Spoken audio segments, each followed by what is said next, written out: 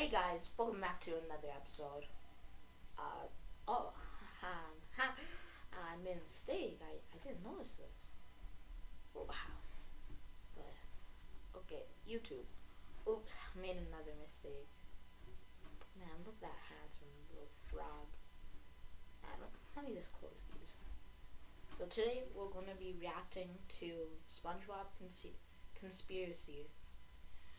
Number one, I guess.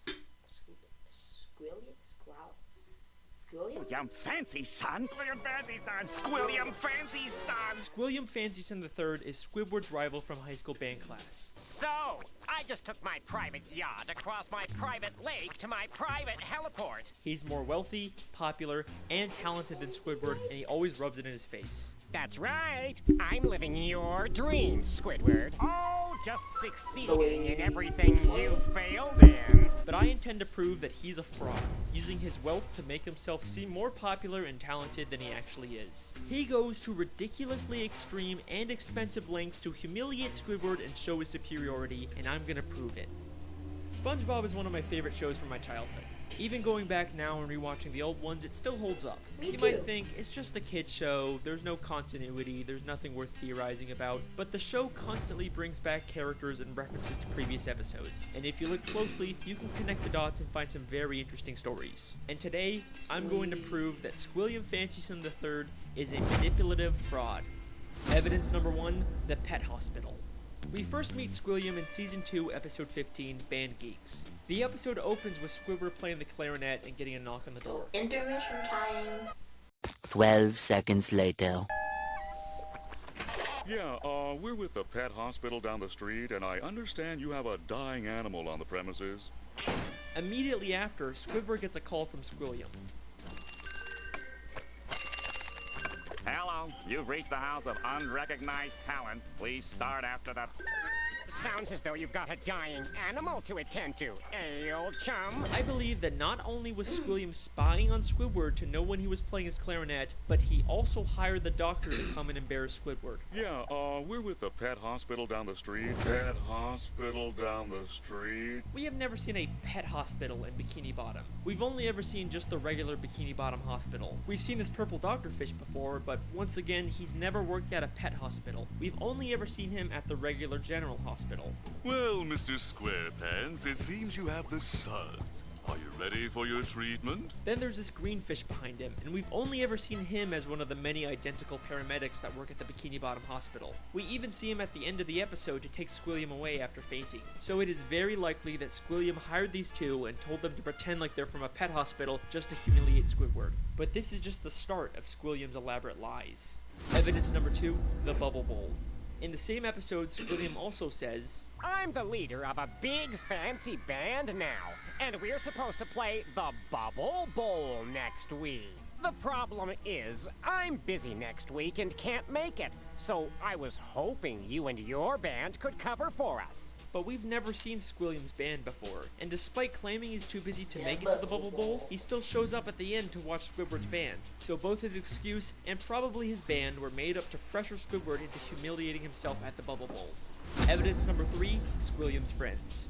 In Season 3, Episode 8, Squilliam returns. Squidward leaves for work and conveniently bumps into Squilliam and all of his fancy friends, despite Squilliam not seeming like the kind of guy that would come near the Krusty Krab. He and his friends make fun of Squidward for working as a cashier. Hold it! Don't tell me! You're a cashier! Don't lie. Lying always makes it worse. But I believe that this encounter was planned out by Squilliam in advance, and he hired all of those people to pretend to be his friends. Take a look at Squilliam's friends. They're all nicely dressed, you kind of get the sense that they're fancy, high-status members of Bikini Bottom, but they aren't. This is more like what the fancy rich people in Bikini Bottom look like. These are just some regular Bikini Bottom citizens. Most of them usually don't even wear nice clothes like this. And most of them are regulars at the Krusty Krab and would already know Squidward as a cashier. Right, Patty doesn't have enough slime!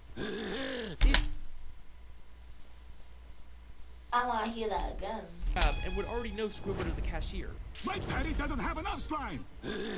These are not My Patty doesn't have enough slime. the type of people Squilliam would hang out with. I mean, why would Squilliam be hanging out with one of Pearl's teenage friends? At the end of the episode, Squilliam even admits to his whole life being fake. I made everything up about my life. I have no yachts, jets, or anything. I was only trying to impress you. And then of course he quickly says he's just kidding. Is that true? Of course not. I'm filthy stinking rich. But was he kidding? I mean, obviously he's rich, but is there a nugget of truth in there? Evidence number 4, the statue. In Season 7, Episode 6, Squidward has to pick up trash for community service, and Squilliam once again conveniently bumps into him and reveals he's cleaned up so much trash that the city actually built a statue of him. Maybe if you clean up Bikini Bottom, they'll build a statue of you. Oh wait, they've already built one of me. I cleaned up all of Bikini Bottom in only 1 week. I believe that once again, this encounter was staged by Squilliam, and he actually paid to get that statue built. As Squilliam tells Squidward about the statue, a female fish admires it and says, Bless you, Squilliam Fancyson. Bless you. but if you remember, this is one of those friends Squilliam likely paid, making her whole comment feel very fake. By the end of the episode, Squilliam's statue gets destroyed. A police officer approaches and they have this exchange. This is your statue? It was. Squilliam admits that it's his statue, not the city's, and why else would the officer give him specifically a ticket if it was city property? Evidence number 5, the concert. In Season 6, Episode 17, Squidward watches Squilliam play the clarinet at a big fancy concert. He receives a standing ovation, causing Squidward to leave angrily. But I believe this entire concert is a scam. Not only has the audience been paid to cheer, but Squilliam never even touches his instrument. Once again, many of the audience members were part of Squilliam's quote-unquote friends, but we also never actually see Squilliam play the clarinet. The episode opens right after he's finished his performance with the audience cheering, and one member of the audience says, He's such a great musician. He doesn't even have to touch an instrument to be brilliant. Maybe the real reason Squidward leaves so angrily is because the audience cheered for Squilliam even though he never even touched his clarinet. Maybe Squilliam is just as bad as Squidward at the clarinet and he's trying to hide it. Squilliam has gone to some pretty extreme lengths just to humiliate Squidward, but nothing, and I mean nothing, compares to what he does next. Evidence number 6, the music college. In the same episode, after Squidward leaves the concert, he's approached by the headmistress of the Bikini Bottom prestigious music college.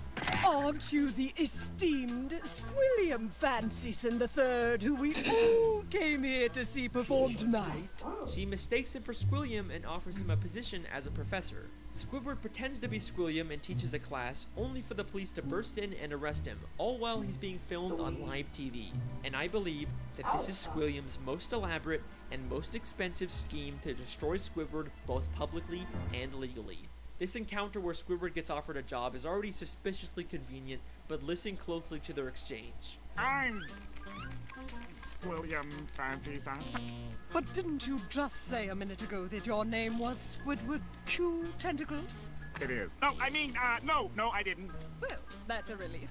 I mean, what kind of a moron would go to their worst enemy's music recital? What kind of moron would go to their own enemy's music recital?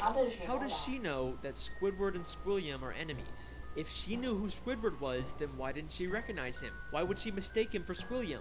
This feels way too much like she was hired by Squilliam to set a trap for Squidward. And if that's not enough, the headmistress's associate is literally just a guy from the paid audience wearing a disguise. He just threw on some glasses to seem smart. Squilliam knew that Squidward couldn't resist the opportunity to teach a music class, even if it meant breaking the law. My very own music class. Then we get to the Bikini Bottom prestigious music college, and right off the bat, there's something very fishy about this place. The building itself is very green and grimy, and has a very cheap metal look. Nothing about this says prestigious, except for the big sign on top, which feels like the only new thing about this building. I think there is a very good chance that Squilliam just bought some old warehouse, then stuck a sign and some paint on it to disguise it as a college. I mean, look at these other schools in Bikini Bottom. They all have a very nice structure and a paint job, but this prestigious music college looks like a dumpster.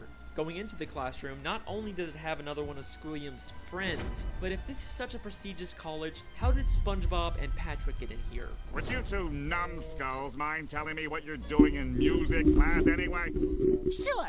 Patrick's New Year's resolution was to learn to play an instrument. They say it was their New Year's resolution to take a music class, but you'd think it'd be harder for them to get into an esteemed music school if they just decided to go to it on a whim. Seems like they're just letting in anyone to sell this ruse. Then, both the police, Squilliam and the headmistress, and a live news broadcast show up at the same time to arrest Squidward for impersonating Squilliam.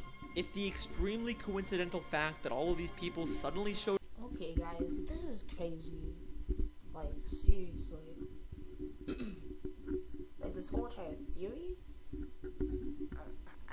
This is probably true. up at the same time isn't enough for you to believe that Squilliam set it all up. I've got something that's going to blow your mind. Squilliam literally has the police working for him. Squidward chewed tentacles, I'm placing you under arrest for impersonating a genius. If that doesn't sound like he's been paid off, I don't know what does. The lengths that Squilliam goes to humiliate Squidward are insane. He literally builds statues and entire buildings just to make Squidward feel inferior. But why?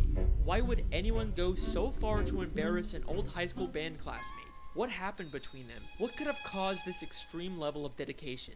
Well, unfortunately, we never really get much information on their past. I've spent hours reading through the SpongeBob Wikipedia and looking at old episodes, and there really just isn't any clues that would explain their weird relationship. I guess we can't solve everything, but either way, that's my theory. Thank you so much for listening. I really hope you guys enjoyed. I'll see you next time. Wait a second. Season 6, Episode 5, Slide Whistle Stooges. Just a normal episode where SpongeBob and Patrick annoy Squidward. Nothing really out of the ordinary.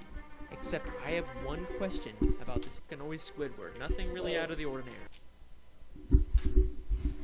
Isn't this... oh no, I was wrong, guys. Okay. Yeah, I was completely wrong. Except I have one question about this episode. Why does Squidward have Squilliam's robe? That is clearly not the purple robe he usually wears. That is Squilliam Fancyson III's robe. Why would Squidward have this? Unless they were more than just classmates. Could they have once been dating? No way. That's not possible. There's no evidence to support that. Right? Don't be intimidated, Squidward. Try to imagine him in his underwear. Oh no, he's hot! No. It can't be. I mean, what kind of a moron would go to their worst enemy's music recital? It's been right in front of us this whole time. Our sources last saw Evil harassing teenagers up at Makeout Reef. Makeout Reef. Good time. Good time. Voted most likely to suck eggs in high school. Holy shit! I'll see you guys. Have a good day. Ooh, we're gonna react to that next, but see ya.